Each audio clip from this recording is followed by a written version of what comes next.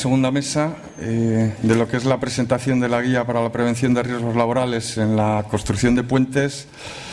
Cedo la palabra a a nuestra mujer más internacional, que ha compaginado su trabajo en esta guía con obras en Turquía, en Latinoamérica. De hecho, mañana nos ha dicho que sale hacia Colombia.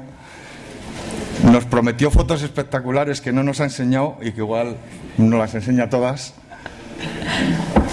Antigua colaboradora de Osalan desde el año 2000, ha participado en múltiples publicaciones de la Fundación Laboral de la Construcción, viene desde Valencia y es técnico del Servicio de Prevención Mancomunado de Consa. María José, que en la guía le hemos quitado el acento, San Martín, para hablarles de ejecución de tableros mediante voladizos sucesivos. Cuando quieras. Buenos días. En primer lugar, agradecer a la dirección de Osalan y a los técnicos de Osalan mi participación en este grupo de trabajo. También agradecer a los técnicos compañeros que me han hecho disfrutar mucho en la elaboración de esta guía y en las anteriores en las que he participado. Y bueno, agradecer también a los asistentes, pues bueno, que nos estén aquí escuchando y espero que también estén disfrutando de las ponencias. En primer lugar, había preparado una pequeña presentación de lo que es el grupo COMSA-EMTE, bueno, la dispersión internacional, las áreas de negocio, pero bueno, las pasaré rápida para centrarme en la ejecución del proyecto que os quiero presentar. Este es el viaducto de Teror.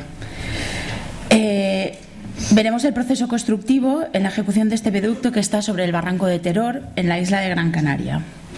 Con un vano de 145 metros ha sido construido siguiendo uno de los más modernos métodos para construir puentes de hormigón pretensado de grandes dimensiones, que es el sistema de voladizos sucesivos.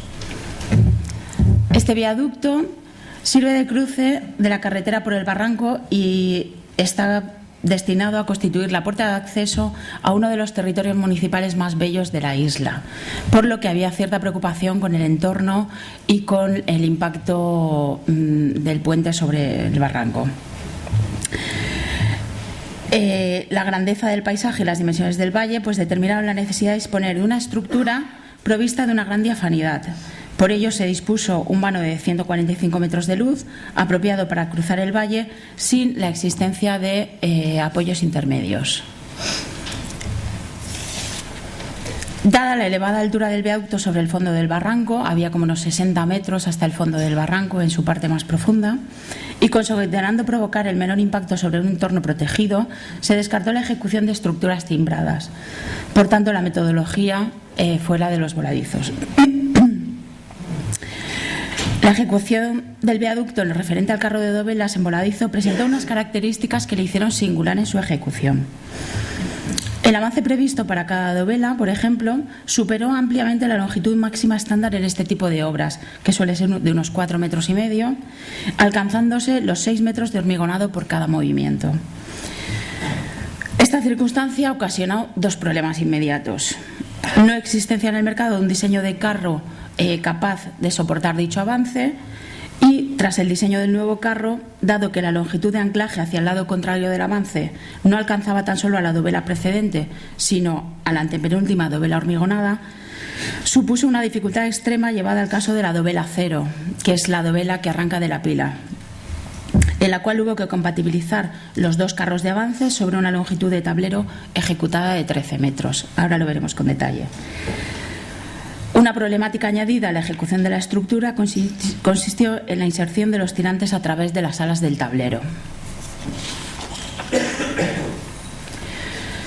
La única posible solución a adoptar, considerando que la alteración del avance era inviable debido a la disposición de los tirantes, no se podía modificar, y por lo tanto a los consiguientes esfuerzos a soportar por la estructura, consistía en el diseño de un carro de dovelas en voladizo específico para la obra, debiendo aunar en el desarrollo del citado carro la adopción de ideas innovadoras, tanto en el extraordinario avance como en la compatibilidad de los carros en dovela cero. Dovela cero es la primera imagen que tienen en pantalla. Con respecto a la ejecución de la dovela cero, la disposición de los carros de forma simultánea la solución adoptada consistió en el empleo de un único carril para la sustentación de ambos carros. El sistema de encofrado para la ejecución de las dovelas Cera es un conjunto de plataformas, encofrados y vigas diseñadas específicamente para la ejecución de esta unidad de obra. Aquí entramos en la parte que ya han comentado los compañeros, temas de diseño, temas de planificación. Es fundamental que en este tipo de obras todo eso esté muy bien documentado y muy bien realizado. Formación a todos los agentes intervinientes en el proceso para poder llegar a tener resultados exitosos en materia de prevención, no tener accidentes. La dovela Cera es la primera parte del tablero de dovelas sobre el cual se colocarán los carros de avance para la ejecución de las dovelas sucesivas. Es lo que tenemos en la imagen.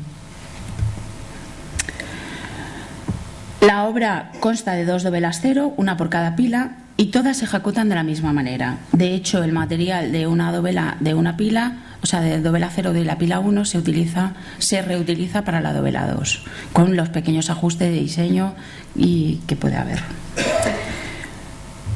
La construcción de la estructura y del encofrado permite llevar a cabo un uso universal de las piezas y de este modo se garantiza que en gran medida con casi el mismo material se puede construir la segunda cabeza de martillo. La fabricación de la cabeza martillo, como hemos dicho, de 13 metros de longitud, tiene lugar en 2 procesos de construcción que vemos a continuación.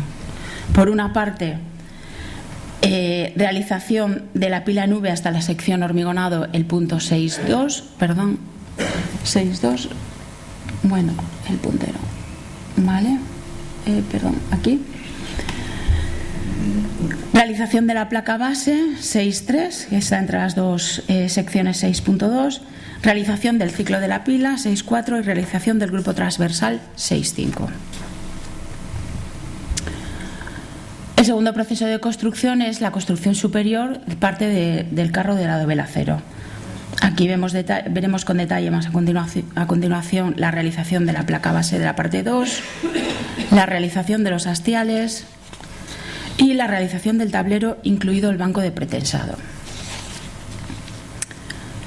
Previamente al montaje de la estructura de sustentación se realizaba el hormigonado de la losa inferior de la dovela Cero entre pilas, el hormigonado de los alzados de las pilas con trepas, entre suelo y techo de la dovela Cero, los diafragmas de la dovela Cero y la fabricación del tablero de la calzada.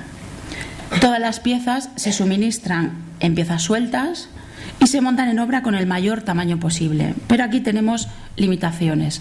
La capacidad portante de las grúas torre limitaba el peso de cada pieza que se iba a subir a 12 toneladas. Para ello se redactó un procedimiento de montaje seguro. Bueno, en realidad se redactaron muchos procedimientos para cada fase de montaje seguro que se distribuían a todas las personas que intervenían y que luego llevaban una serie de verificaciones que veremos a continuación.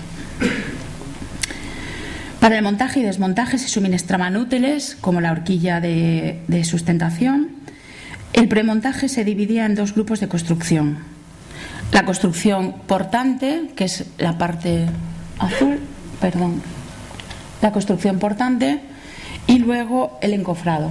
La construcción portante es básicamente toda constituida por piezas metálicas y el encofrado tiene la parte de suelo de vigas metálicas y la parte de encofrado de madera. Aquí tenemos un detalle de los elementos. Una vez su montaje, la construcción superior, el parrillado del suelo premontado y el encofrado de los hastiales. La grúa utilizada para la elevación, desplazamiento y colocación de la estructura superior de sustentación y parrillado de suelo de dovela Cero tenía una capacidad portante de 300 toneladas. En alguna fotografía la veremos. Aquí tenemos una representación esquemática del aparato de voladizo para la cabeza de martillo con las piezas del carro de voladizo. El parrillado del suelo es la primera imagen, que es un parrillado de vigas de acero sobre el que se montan la placa base y las plataformas. La siguiente imagen es la construcción superior, que es la pieza más pesada del aparato de voladizo. Toda la plataforma, incluidas las plataformas y dispositivos de seguridad, pesa unas 30 toneladas. Se monta sobre una superficie estable en el suelo, como hemos visto antes en alguna de las ponencias, y se sube de una sola vez hasta la cabeza de la pila, donde se ancla. La imagen inferior es el encofrado exterior, voladizo y encofrado de hastiales. Se monta en el encofrado del suelo previamente montado y con barandillas. Así, con un solo movimiento de la grúa, como ya hemos visto en otros procesos constructivos, ya subimos las barandillas montadas. La construcción superior se ancla con barras de anclaje de 26,5 y el perrillado del suelo premontado se ancla con barra de anclaje de 36 y cable guía, como se muestra en la imagen.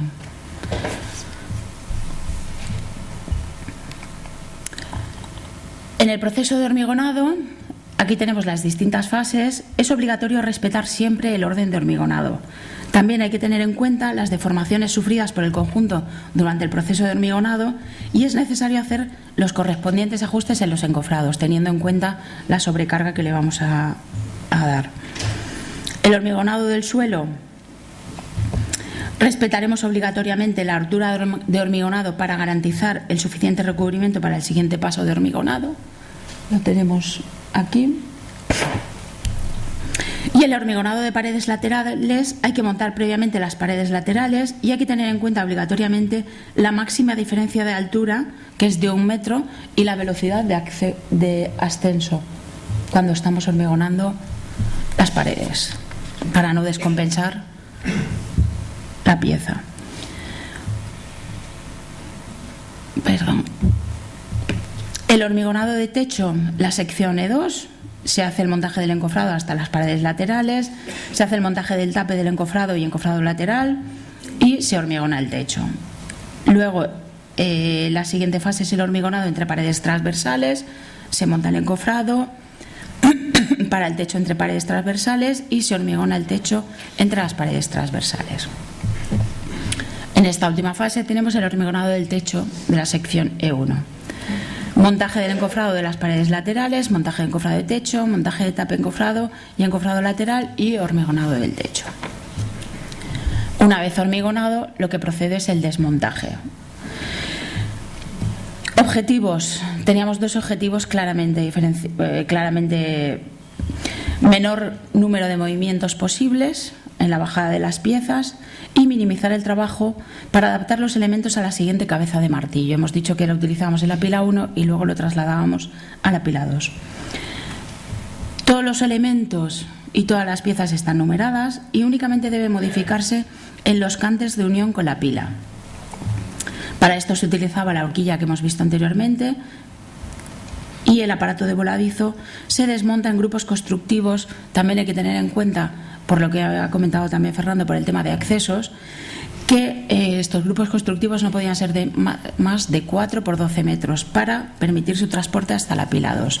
Estamos hablando de un barranco, las pilas estaban a media ladera y bueno, los caminos de acceso pues no eran lo adecuados que se requiere, ¿no?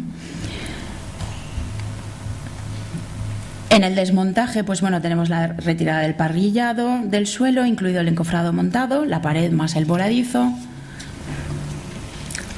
Se hace el descenso de toda la construcción superior. Esta construcción debe estar sustentada por 4 puntos con cadena de elevación. Todo esto, por supuesto, está calculado y está dimensionado dentro ya del proyecto constructivo que se integra dentro de las medidas contempladas en el plan de seguridad. La estructura superior se desmonta con una grúa de 300 toneladas y las parrillas inferiores se desmontan mediante los gatos hidráulicos. En la siguiente diapositiva vemos el proceso de montaje y en la siguiente veremos el proceso de desmontaje y podemos ver donde ya el fabricante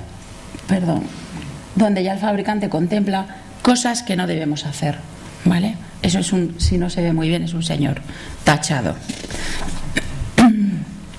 El proceso de desmontaje, pues como hemos dicho, con la grúa y con los gatos hidráulicos.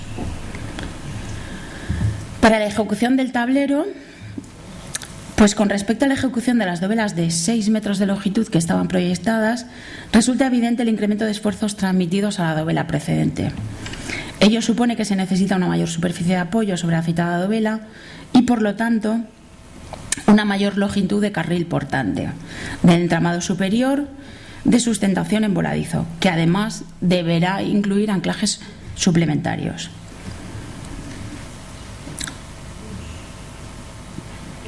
Por lo tanto, la solución adoptada consideró la suplementación de carril de apoyo para las dovelas superiores a 5,20 metros, más la adopción de anclajes adicionales en el caso de emplear el carril suplementado. Esta solución adoptada supuso una innovación a nivel mundial, conllevando además un esfuerzo adicional destinado al cálculo de las diversas hipótesis de carga y de esfuerzos de flexión, tanto del propio carro como de la estructura, más el cálculo de contraflechas a adoptar durante las distintas fases de ejecución a fin de evitar deformaciones. Con respecto a lo que hemos hablado de tema de planificación y tema de diseño, podemos observar que las infografías incluidas en proyecto coinciden prácticamente al 100% con lo que se ejecuta directamente luego en la obra. El carro de avance para las dovelas se sitúa encima del tablero y consiste en una construcción superior de acero que está fijada al tablero del puente y una construcción inferior con los elementos de encofrado suspendidos. La construcción superior son 2 celosías longitudinales que deben encontrarse encima de los hastiales del puente y transmiten las cargas a la dovela anterior. Encima de las celosías longitudinales se encuentra en la parte delantera una viga transversal. Todos los elementos de encofrado delanteros están suspendidos mediante barras de suspensión desde esta viga transversal. Como dato curioso, el peso propio del carro se compone de unas 60 toneladas de estructura metálica, 20 toneladas de encofrado, incluyendo madera y piezas metálicas, y 15 toneladas de plataformas, acero, revestimientos, barandillas. En definitiva, un carro estándar podría tener un peso propio de unas 95 toneladas. A la hora de mover el carro, se utilizan en la parte delantera unos carriles que están fijados al hormigón y atrás con rodillos dentro de la viga transversal. Todos los elementos de encofrado entonces están suspendidos desde la estructura superior y los anclajes de la dovela anterior desmontados. El movimiento se consigue de forma hidráulica. Estos carros reciben una carga de hormigón fresco de hasta 250 toneladas de cada dovela y lo transmiten a las dovelas anteriores. Una vez fraguado y tensado el hormigón, el carro se desplaza, como hemos dicho, de forma hidráulica encima de los carriles hacia la siguiente dovela, donde será fijado y se reinicia el proceso. Como ya se ha comentado, todas las piezas vienen sueltas, se montan en obra en piezas del mayor tamaño posible para eliminar movimientos de ascenso. Y la capacidad de las grúas, limitada, como hemos dicho, a 12 toneladas, limita el tamaño de las piezas. Se utiliza los dispositivos adicionales para el montaje, la horquilla y elementos del parrillado del suelo, por ejemplo, pues tenemos vigas de apriete, mecanismos de desplazamiento, entramados longitudinales. Es un proceso bastante complejo. De forma esquemática, aquí presentamos un estribón voladizo. Por supuesto, todos los elementos tienen los correspondientes certificados y homologaciones, incluso la madera certificada. En esta obra teníamos un inspector de trabajo permanente, que alguno de los aquí presentes conoce, permanente en la obra, que nos pidió hasta certificados de los neumáticos de los vehículos.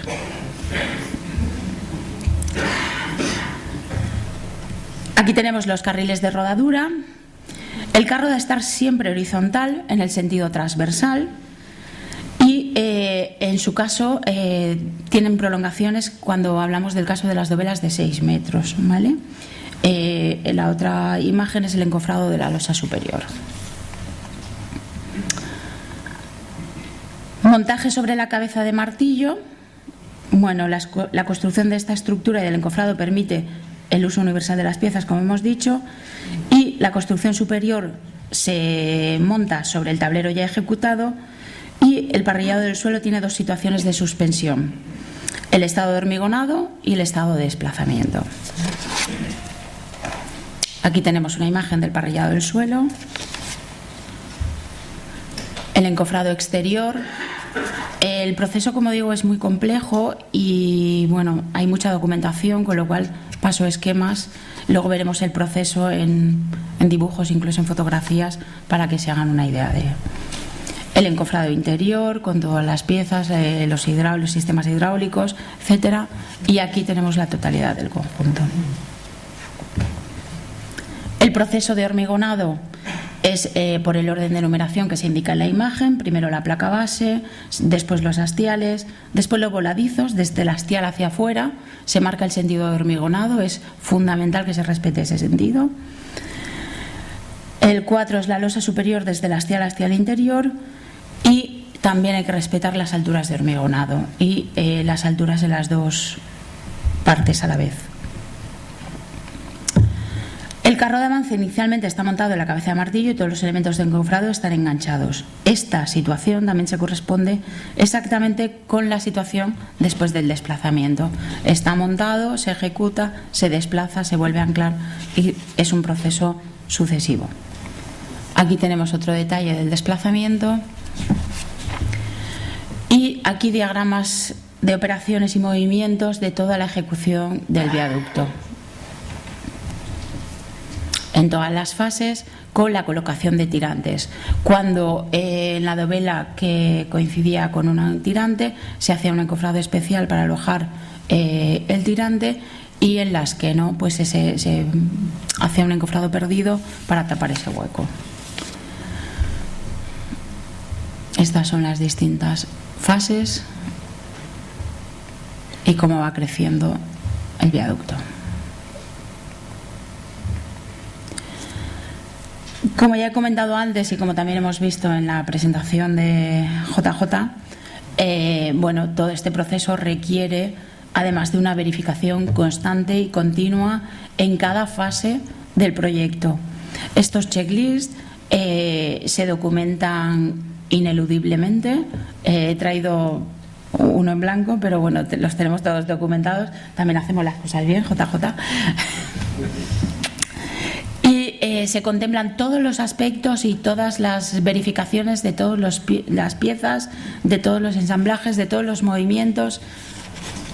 Como veis, bueno, este creo que solamente tiene 9 páginas, ¿vale? Y ahora, para finalizar, bueno, una pequeña información fotográfica de cómo iba creciendo el viaducto.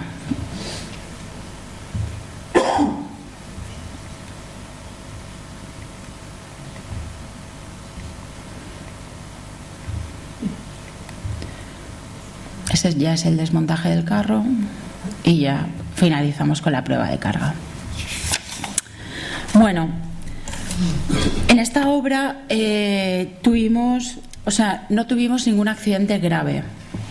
Tuvimos no sé si suerte o la adecuada planificación y el adecuado control, y no tuvimos ningún accidente grave. Pero como consecuencia de accidentes graves que sí que tuvimos a nivel global en otras obras, en 2010 implantamos un plan estratégico exclusivo en materia de prevención de riesgos laborales que denominamos Plan Cero, COMSA-EMTE Riesgo Cero.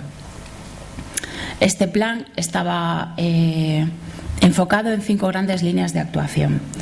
Primero, en el modelo organizativo. ¿Qué nos pasaba? Teníamos técnicos de obra que dependían jerárquicamente de la obra y funcionalmente del Departamento de Prevención Corporativo. Bueno, al final lo que hemos conseguido es que esos técnicos de obra dependen de prevención corporativa, son nuestros ojos en la obra, nuestros ojos, nuestras manos y nuestro todo en la obra, y son los que ayudan a implementar y a integrar la prevención en todas las áreas. La segunda línea de actuación fue un plan de sensibilización. Bueno, empezamos con campañas, programas específicos, se llegó a todos los niveles de la empresa y bueno, se incluyeron nuevos métodos de trabajo, incidimos mucho en lo que ha dicho César, en el tema de la planificación. Nosotros también queremos que nuestros técnicos sean como los ingleses, expertos planificadores. Nuestros técnicos no ya solo los de prevención, sino que la parte productiva también integre a la gente de prevención en los temas de planificación. La tercera línea de actuación fue la formación. Evidentemente es un proceso que es continuo. Implantamos uno de los temas que más ha impactado ha sido el aula preventiva permanente. Hacemos formaciones anuales específicas y muy técnicas y especializadas para nuestros técnicos de prevención.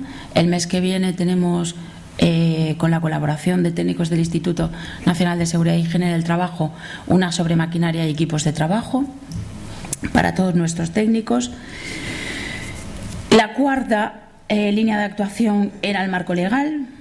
Tolerancia cero enfocada al riesgo cero, tolerancia cero en el cumplimiento legal y, bueno, incluso con criterios internos y aplicación de procedimiento sancionador. Y, bueno, uno de los temas más destacables es que los resultados preventivos inciden en la remuneración variable de todos los estamentos de la empresa, desde la dirección hasta los encargados. Y la última línea de actuación que implantamos fue el tema de control. Hemos externalizado las auditorías internas, o sea, prevención solo se dedica a prevención, no nos auditamos unos a otros porque somos todos iguales, y viene un externo, nos audita y nos da los informes y los resultados, ¿vale? Este plan cero, pues bueno, ha tenido sus frutos. Se diseñó en el 2010, finales del 2010, se empezó a implantar en el 2011. Era un plan estratégico a 3 años y en 2014 ya hemos sacado resultados. Hemos tenido una reducción de los índices de accidentabilidad en frecuencia un 28%, en gravedad un 86% y en incidencia un 26%. Este plan cero ha sido premio a SEPEIO a las mejores prácticas preventivas, y también hemos hecho otras cosas. Pongo 2 datos significativos. Hemos hecho un estudio pionero a nivel nacional sobre la mejora de la incidencia de los trastornos musculoesqueléticos producida por el calentamiento previo en los trabajos de mantenimiento ferroviario, que son trabajos con una gran carga de manipulación de cargas, movimientos repetitivos. Entonces, bueno, si seguimos manteniéndonos en el grupo de trabajo de trabajos ferroviarios, ya os lo presentaremos, porque ha tenido muy buenos resultados también. Y, bueno, simplemente también como dato, en el año 2014, por el tema de que incidimos mucho en la formación y en la sensibilización de todas las personas, hemos hecho casi 50.000 horas de formación con 3.000 participantes y unas 600 acciones formativas. Y con esto, pues, muchas gracias de nuevo.